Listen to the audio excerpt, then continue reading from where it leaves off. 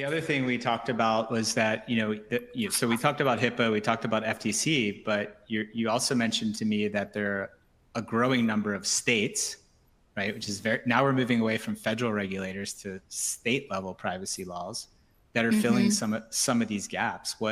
What's happening? Yeah, I mean, the fact is we have focused a lot on HIPAA traditionally in this space, but I think once you kind of take a step back and look at all the kind of type of consumer health data that are out there, there's this idea that may be the minority of health data. I like this quote, health data outside the HIPAA bubble may be the majority of health related data, from this tech expert here. States are recognizing this. They're recognizing that there's kind of this gap to fill with this specific type of information. Nobody's protecting it. And so they're going to step in. They're going to step in to do that.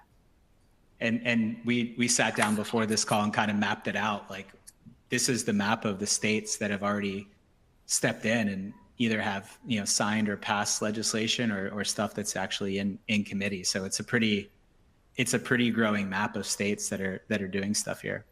Yeah, this is just a map from the IAPP. I think they update this maybe every month or two.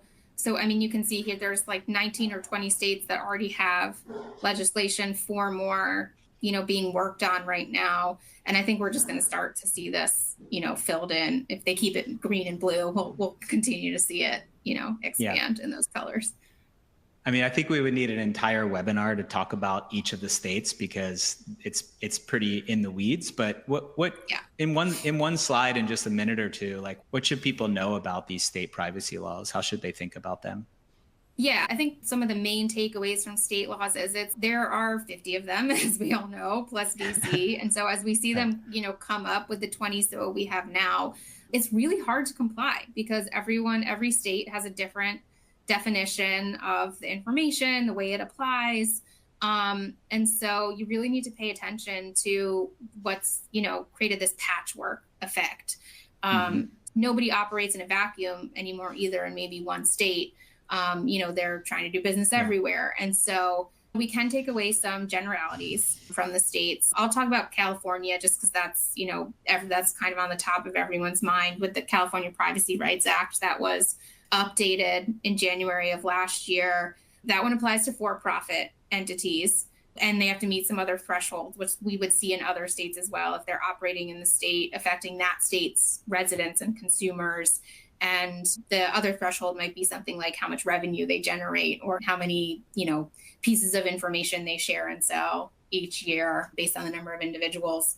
What we've seen in California and we see in these other states as well is that it's really giving a lot of consumers rights to their information. Like, I think of this kind of as the power to the consumer stage, that everyone's worried about how individuals know how their own information is being used. So they're giving individuals the right to delete their information.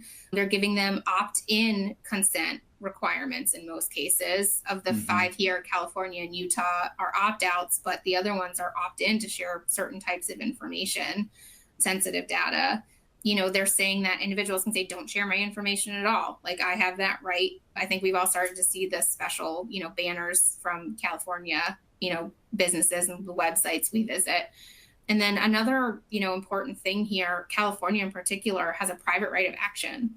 And so we'll talk about that on the consumer class action piece, but that's kind of the big piece that's missing from HIPAA in terms of where we see the class actions and enforcement happening, is that when there's a violation of HIPAA, an individual can't sue a healthcare entity for violating HIPAA. Only OCR has the enforcement action, and some AGs do some things too. But so that leaves individuals to things like the state laws and their consumer class action theories.